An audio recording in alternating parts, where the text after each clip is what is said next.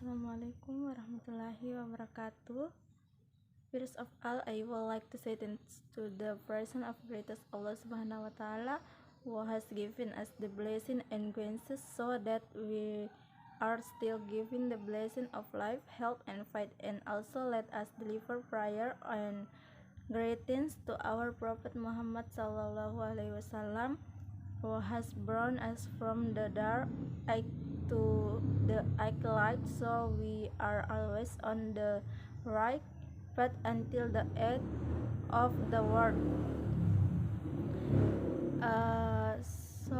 Jadi hari ini saya akan mempresentasikan hasil kerja saya, yaitu pengertian makna.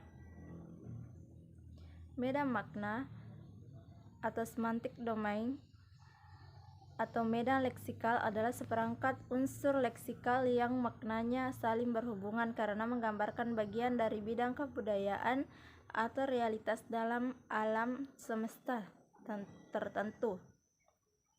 Misalnya, nama-nama wamar, nama-nama perabot rumah tangga.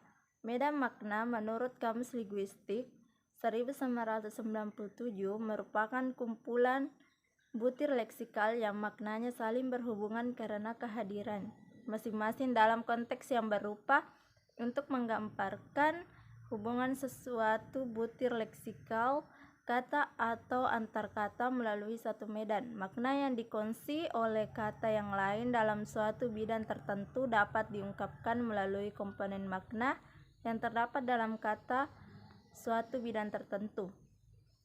Nah, kedua, teori medan makna.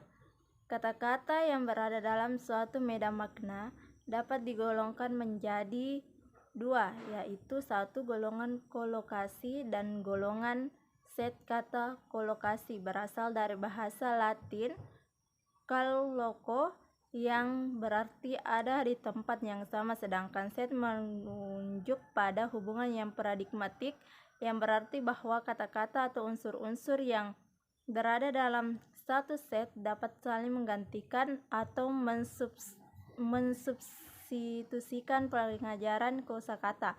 Melalui pendekatan teori medan makna tidak berhenti pada pengenalan kata dan maknanya yang berasosiasi dengan kata yang menjadi pusat, melainkan berlanjut pada analisis makna dan tiap-tiap kata yang berasosiasi itu. Adapun keuntungan yang bisa didapat dengan menerapkan, misalnya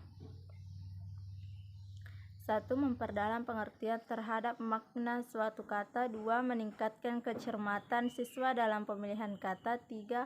Meningkatkan kemampuan pengasosiasian kata. 4. Meningkatkan kemampuan berpikir kritis dan cermat. Dan yang kelima, menjadikan pengajaran kosakata lebih bermakna dalam kehidupan dan lingkungannya. Nah, pengertian perubahan makna. Perubahan makna juga disebut pergeseran makna, pengembangan makna, atau penyimpangan makna. Merupakan evolusi penggunaan kata, biasanya hingga tahapan makna modern menjadi sangat berbeda dari makna aslinya. Dalam linguistik diakronis atau historis, perubahan makna merupakan perubahan pada salah satu makna sebuah kata. Setiap kata memiliki beraneka makna dan konotasi yang dapat ditambah, dikurang, atau diubah sepanjang masa hingga konat lintas ruang dan waktu dapat memiliki makna-makna yang sangat berbeda. Yang kedua, penyebab perubahan makna. Ada beberapa penyebab perubahan makna, diantaranya sebuah perkembangan dalam bidang ilmu dan teknologi indera. Yang kedua, perkembangan sosial dan budaya. Yang ketiga, perbedaan bidang pemakaian. Yang keempat, adanya asosiasi. Dan yang kelima, pertukaran tanggapan. Keenam, perubahan tanggapan. Ketujuh, adanya penyingkatan. Kedelapan, pengembangan istilah. Nah, jadi perubahan makna. Adapun jenis perubahan makna diantaranya 1. Meluas. Terjadi karena adanya proses perluasan. Proses perluasan yang dimaksud merupakan proses suatu kata yang membuat makna dari kata tersebut semakin meluas dan umum.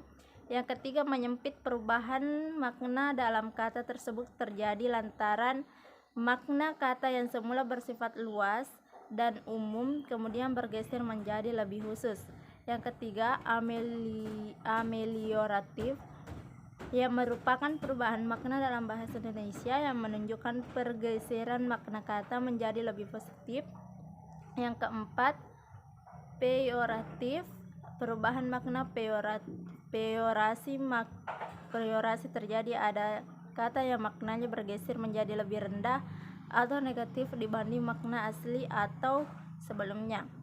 Yang kelima, perubahan total. Yang keenam, penghalusan. Yang ketujuh, pengasaran. Yang kedelapan, asosiasi perubahan makna pada suatu kata akibat adanya persamaan atau kemiripan sifat dengan kata lain. Yang ketujuh, sinestesia. Perubahan makna secara sinestesia terjadi karena hanya pertukaran tanggapan dua indera yang berkelainan. Baik, itulah yang sempat saya bawakan. Kurang yang lebih mohon dimaafkan. Fisabilillah haq fastabiqul khairat. Assalamualaikum warahmatullahi wabarakatuh.